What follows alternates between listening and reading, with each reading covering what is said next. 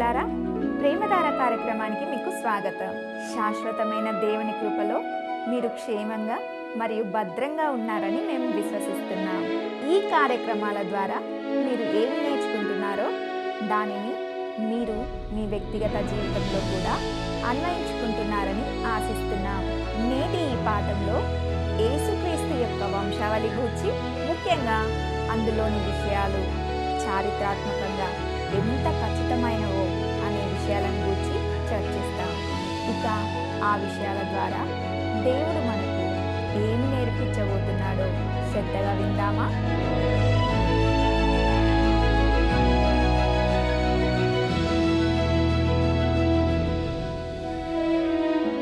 క్రీస్తునందు ప్రియమైన ప్రేమధార టీవీ వీక్షకులందరికీ మన ప్రభువును రక్షకుడైన యేసు క్రీస్తు సాటిలేని నామంలో శుభములు తెలియజేస్తున్నాం. ఈనాటి పాఠంలో మనము మత్తయి సువార్త 1వ అధ్యాయము 1 నుండి 16 వచనాలను ధ్యానించుకోబోతున్నాం. ఇందులో మనము యేసు క్రీస్తు వంశావళి లేదా వంశ వృక్షం యొక్క వివరాలను తెలుసుకుంటాం. మత్తయి సువార్తను మరియు క్రొత్త నిబంధనను ప్రారంభించే ఈ వంశావళి అనేక విధాలుగా లేఖనాల్లో అత్యంత ముఖ్యమైన పత్రము అని చెప్పవచ్చు. మొత్తము బైబిల్ యొక్క ప్రామాణికత దీని ఖచ్చితత్వం పైనే ఆధారపడి ఉంది. ఈ వంశావళిలో 3 విభాగాలు ఉన్నాయని మీరు గమనిస్తారు. ఒకటి అబ్రహాము నుండి దావీదు వరకు ఉన్న వంశావళి, దీనిని 1 నుండి 6 వచనాల్లో చూస్తాం. 2 సొలొమోను నుండి బబులోను చెర వరకు ఉన్న వంశావళి, దీనిని 7 నుండి 11 వచనాల్లో చూస్తాం.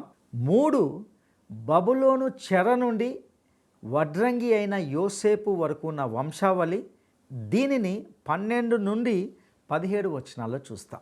ఆదికాండంపై మనము చేసిన అధ్యయనంలో అది కుటుంబాలకు సంబంధించిన గ్రంథము అనే వాస్తవాన్ని మనం గమనించాం.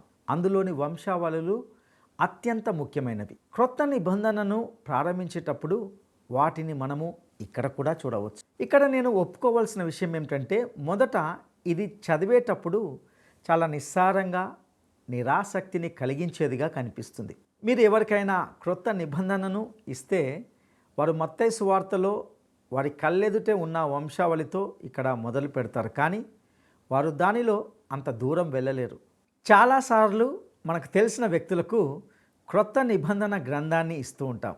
అయితే వారిలో చాలామంది ఆ క్రొత్త నిబంధన గ్రంథాన్ని తెరిచి మత్తయి సువార్త ప్రారంభంలోనే 1 లేదా 2 నిమిషాలు చదివి ఆ వంశావళిని ప్రారంభించి ఈ పుస్తకము తమ కోసం కాదని నిర్ధారణకు వచ్చి దానిని ప్రక్కన పెట్టడానికి గమనించి ఉండవచ్చు. ఈ విషయంలో మనము వారిని ఏమాత్రము నిందించలేము. ప్రియులారా, నేను చెప్పదలుచుకున్నది ఏమిటంటే, ప్రజలకు సాహిత్యాన్ని అందజేసేటప్పుడు మనము కాస్త విఘ్నతను ప్రయోగించాలి.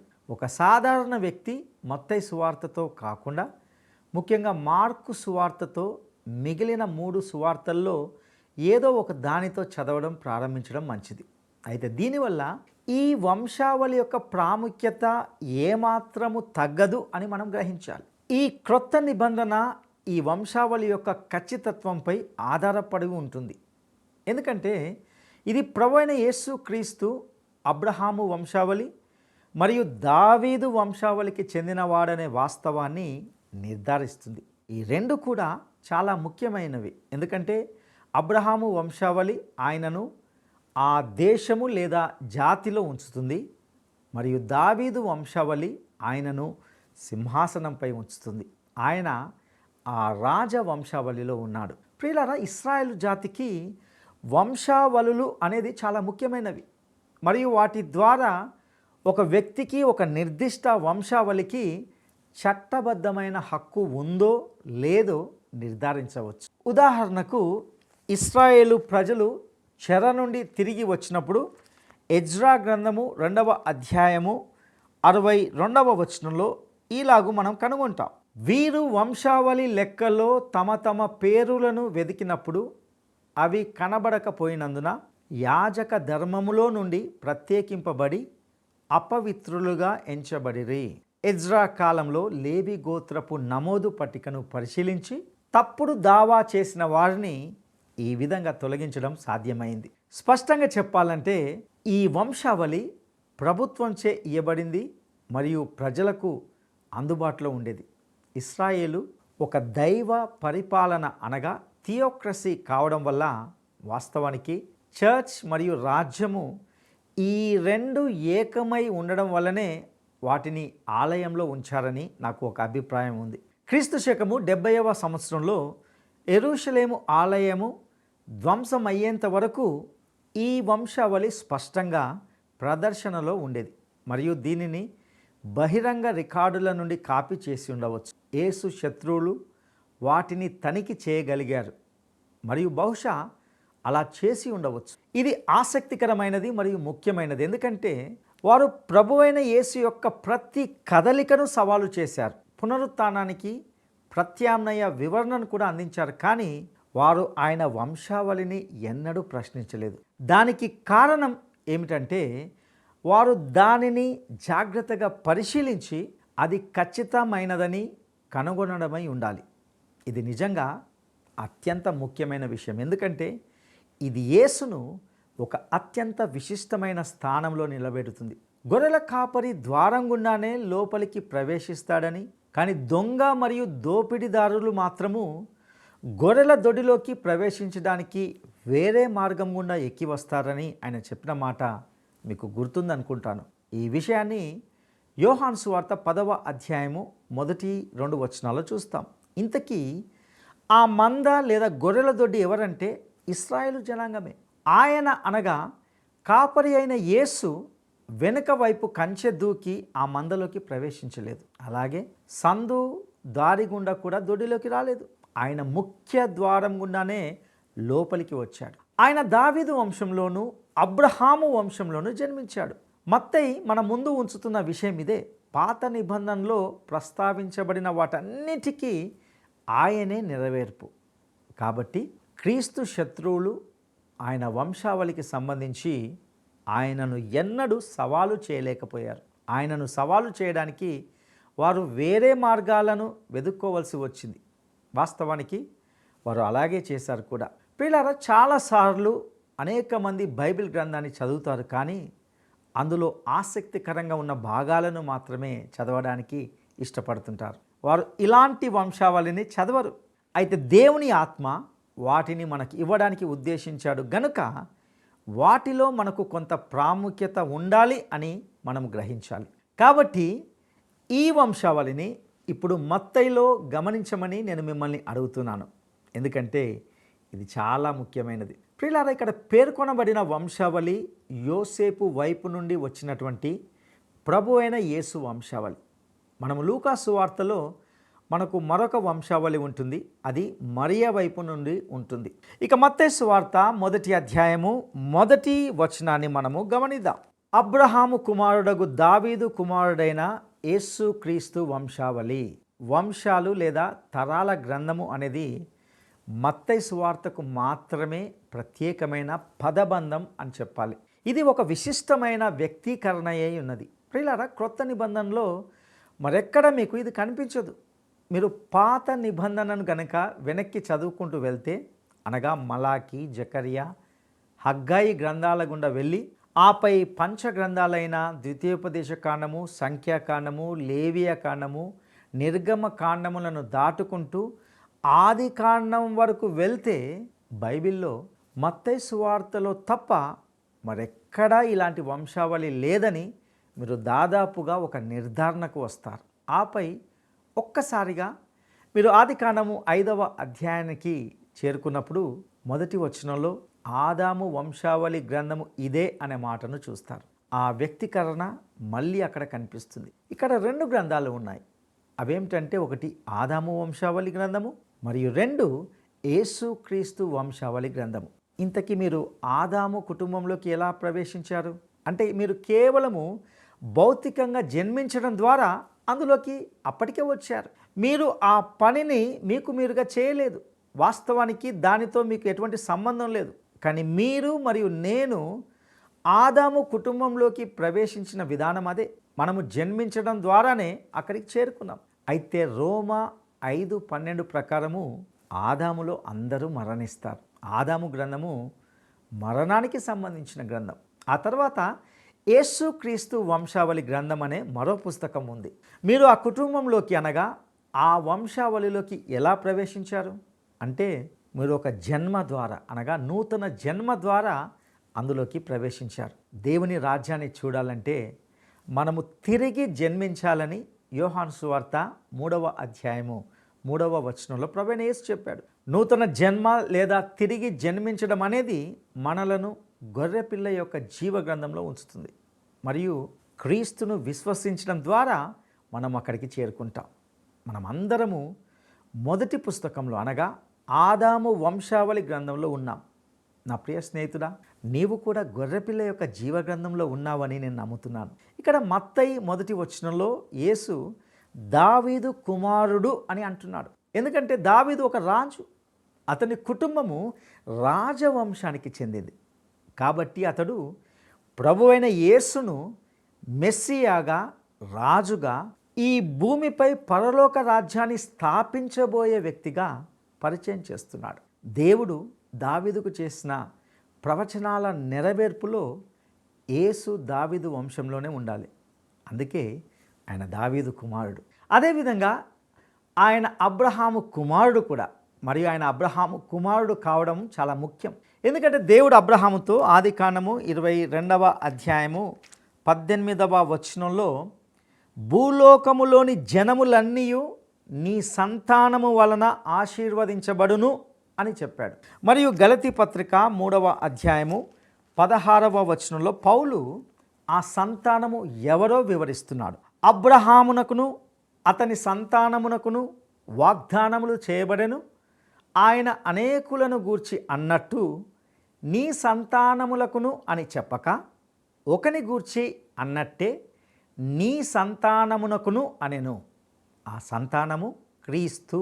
కాబట్టి యేసుక్రీస్తు అబ్రహాము కుమారుడు. ఇక మత్తయి సువార్త 1వ అధ్యాయము 2 నుండి 6 వచనాలను మనము గమనిద్దాం. అబ్రహాము ఇస్సాకును కనెను, ఇస్సాకు యాకోబును కనెను, యాకోబు యూదాను అతని అన్నదమ్ములను కనెను, యూదా తామారు నందు పేరేసును జరహును కనెను, పెరేసు ఎస్రోమును కనెను, ఎస్రోము అరామును కనెను, అరాము అమినాదాబును కనెను, అమినాదాబు నయస్సోనును కనెను, నయస్సోను షల్మానును కనెను, షల్మాను రాహాబునందు బోయజును కనెను, బోయజు రూతునందు ఓబేదును కనెను, ఓబేదు యెషయిను కనెను, యెషయి రాజైన దావీదును కనెను, ఊరియా భార్యగా నుండిన ఆమెయందు దావీదు సొలొమోనును కనెను.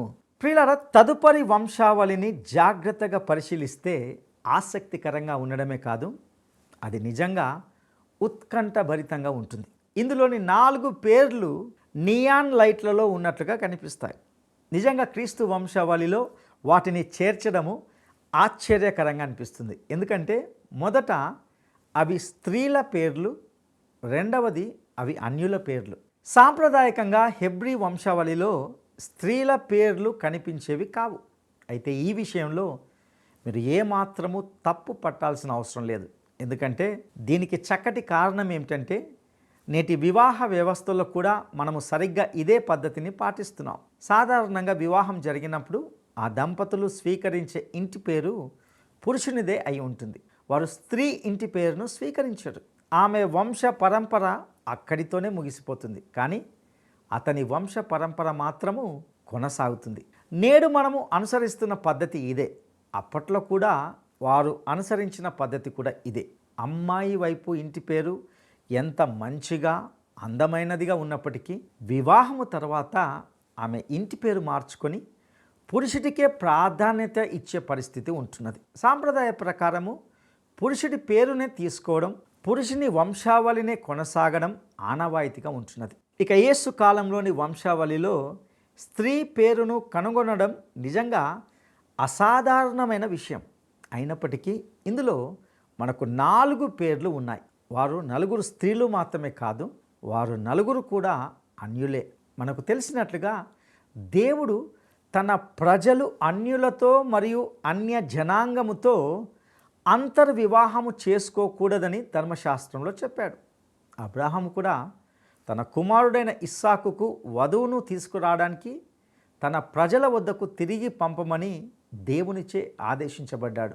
అలాగే ఇస్సాకు తన కుమారుడు యాకోబు కూడా అదే చేశాడు. ప్రభువైన యేసుక్రీస్తు వద్దకు నడిపించే వంశంలో ఉన్నవారిలో ఒక్క దేవునినే ఆరాధించే వారిగా ఉండాలనేది దేవుని ఏర్పాటు. అయినప్పటికీ ఆయన వంశావళిలో 4 అన్య స్త్రీల పేర్లు ఉన్నాయి. వారిలో 2 కనానీయులు, ఒకరు మోయాబీరాలు మరియు 4వదిగా హిత్తీయురాలైన స్త్రీ.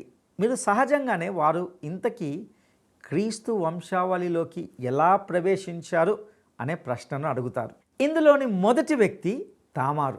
ఆమెను గూర్చిన ప్రస్తావన 3వ వచనంలో ఉంది. ఆమె కథ ఆదికాండము 38వ అధ్యాయంలో ఉంది. అక్కడ ఆమెను తామారు అని పిలిచారు. బైబిల్లోని అధ్యాయాలన్నిటిలో ఆ అధ్యాయము అత్యంత దారుణమైన వాటిలో ఒకటి. తామారు ఒక పాపి కాబట్టే వంశావళిలో చోటు సంపాదించుకుంది. ఇక ఇందులో 5వ వచనంలో ప్రస్తావించబడిన తదుపరి స్త్రీ రాహాబు. యెహోషువ గ్రంథము 2వ అధ్యాయంలో ఆమె రాహాబుగా ప్రస్తావించబడిన తన కథలో ఆమె అంతగా ఆకర్షణీయమైన వ్యక్తిత్వం కలిగిన పాత్రేమి కాదు. కానీ సజీవుడైన సత్యదేవుని గూర్చిన జ్ఞానాన్ని పొందిన తర్వాత ఆమె ఒక అద్భుతమైన వ్యక్తిగా రూపుదిద్దుకుంది. హెబ్రీ పత్రిక 11వ అధ్యాయము 31వ వచనంలో ఈ విధంగా చెప్పబడింది. విశ్వాసమును బట్టి రాహాబను వేశ్య వేగుల వారిని సమాధానముగా చేర్చుకొనినందున అవిధేయులతో పాటు నశింపకపోయెను. ఆమె విశ్వసించినది లేదా నమ్మినది అనే సాధారణ కారణంతోనే ఆమె క్రీస్తు వంశావళిలోకి ప్రవేశించింది. ఆమెకు విశ్వాసం ఉంది. ఇక్కడ పురోగతిని గమనించండి.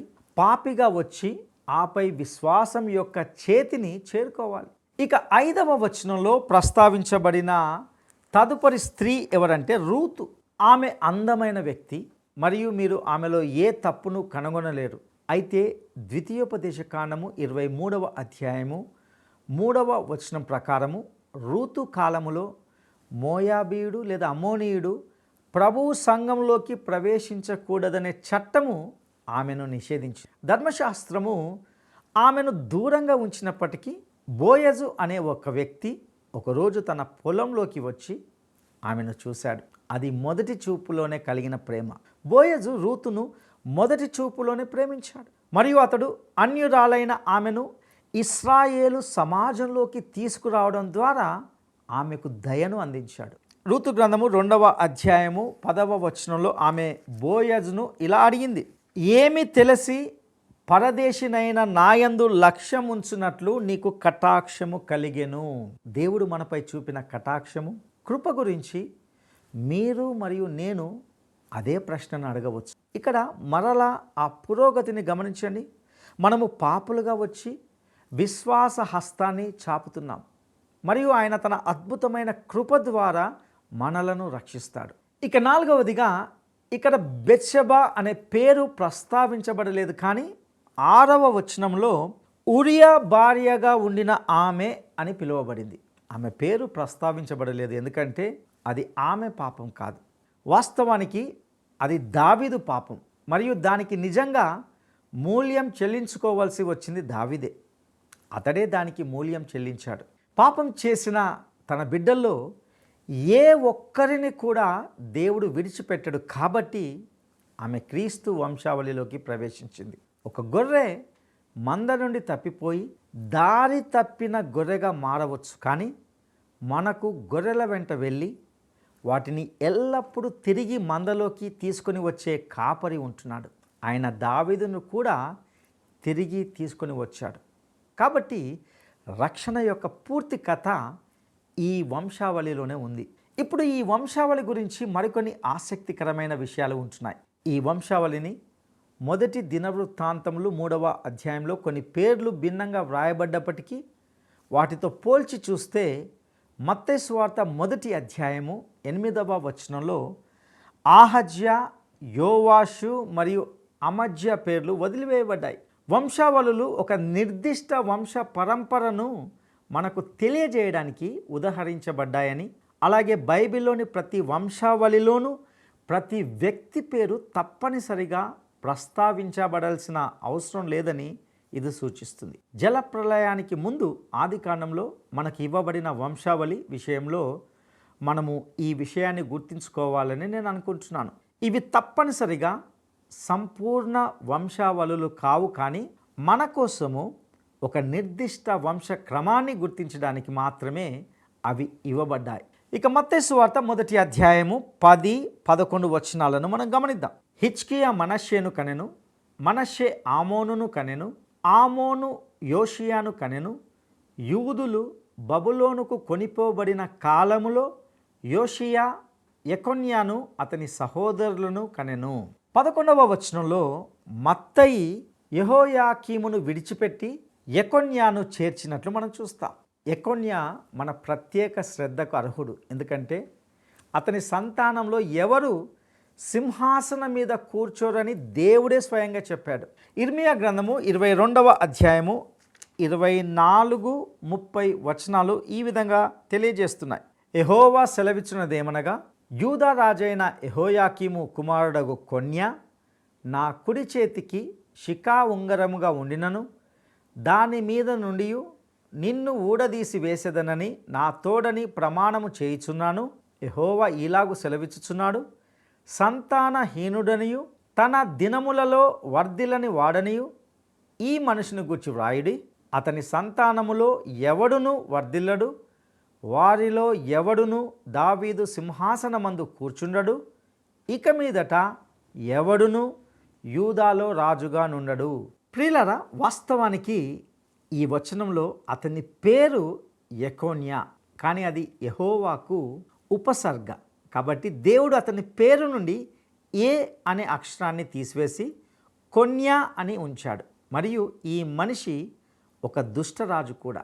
ఈ వ్యక్తి యెకొన్యా పాపము కారణంగా అతని వంశంలో ఎవరు కూడా దావీదు సింహాసనంపై కూర్చోలేకపోయారు. చూడండి, మరియ భర్త అయిన యోసేపు ఈ వంశంలో ఉన్నాడు, కానీ యోసేపు యేసు యొక్క సహజ తండ్రి కాదు. ఇది లేఖనాల్లో అత్యంత అద్భుతమైన వాస్తవాల్లో ఒకటి. మరియు మత్తయి దీనిని మనకు స్పష్టం చేయడానికి ప్రయత్నిస్తున్నాడు. యేసుకు జన్మనిచ్చిన మరియకు యోసేపు భర్త అయినందున అతడు దావీదు సింహాసనంపై చట్టబద్ధమైన హక్కును యేసుకు ఇచ్చాడు. యేసుక్రీస్తు యోసేపు సంతానం కాదు, యెకొన్యా సంతానం కూడా కాదు, కానీ యోసేపు మరియా ఇద్దరు దావీదు వంశానికి చెందిన వారై ఉండాలి.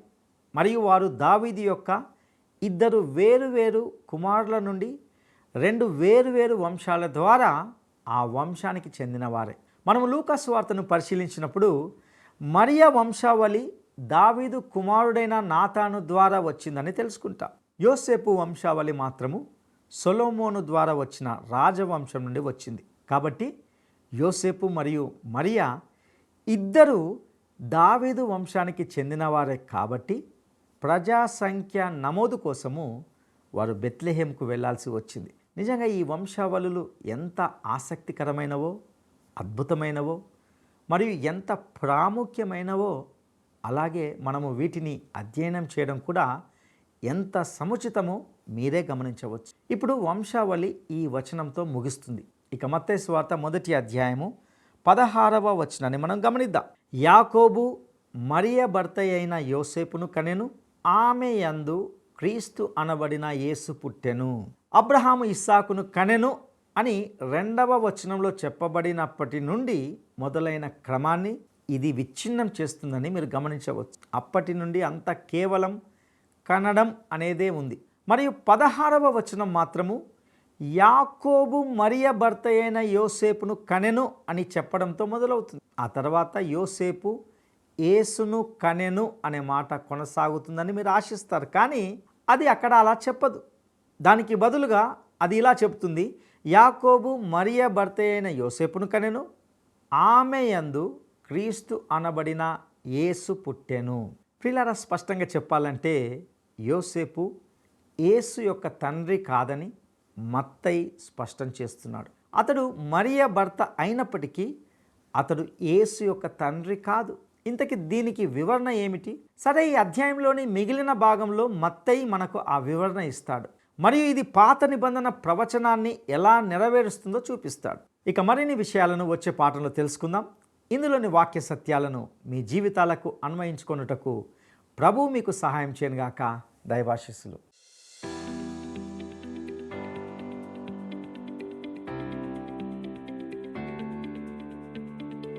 యేసుక్రీస్తు వంశావళిలో దావీదు పేరు దేనిని సూచిస్తుంది? యేసుక్రీస్తు వంశావళిలో దావీదు పేరు దేనిని సూచిస్తుంది? 1 రాజరికంను, 2 ప్రవక్త పదవిని, 3 యాజకత్వంను. ఈ ప్రశ్నకు సరైన జవాబును ఈ వాట్సాప్ నంబర్కు పంపండి. మా వాట్సాప్ నంబర్ 9339952570.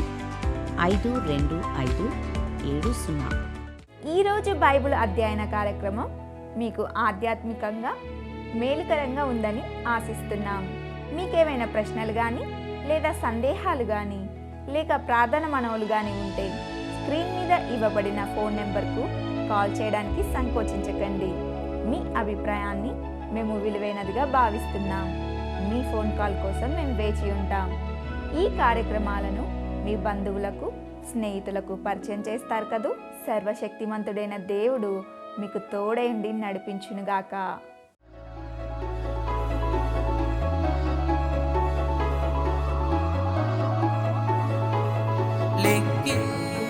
లెక్కించలేని స్తోత్రము దేవా ఎల్లప్పుడూ నే పాడెను. లెక్కించలేని స్తోత్రము దేవా ఎల్లప్పుడూ నే పాడెను. ఇంతవరకు నా బ్రతుకులో నీవు చేసిన మేలకై,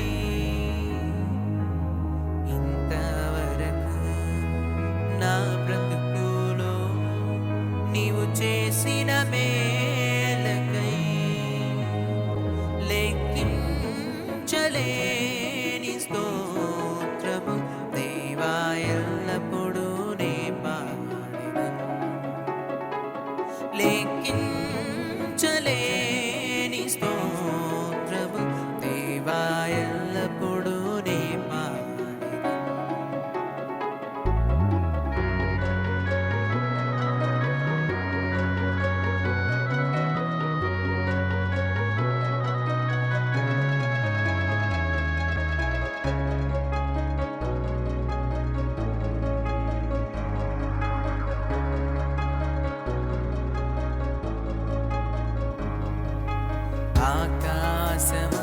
ఆకాశము దాని క్రిందున్న ఆకాశము, ఆకాశము దాని క్రిందున్న ఆకాశము, భూమిపై కనబడునవన్నీ ప్రభువా నిన్నే కీర్తించు. భూమిపై కనబడునవన్నీ ప్రభువా నిన్నే కీర్తించు. ఈ కార్యక్రమం మీకు నచ్చిందా? అయితే వెంటనే మిస్డ్ కాల్ ఇవ్వండి. బహుమతి పొందే విజేత మీరే కావచ్చు.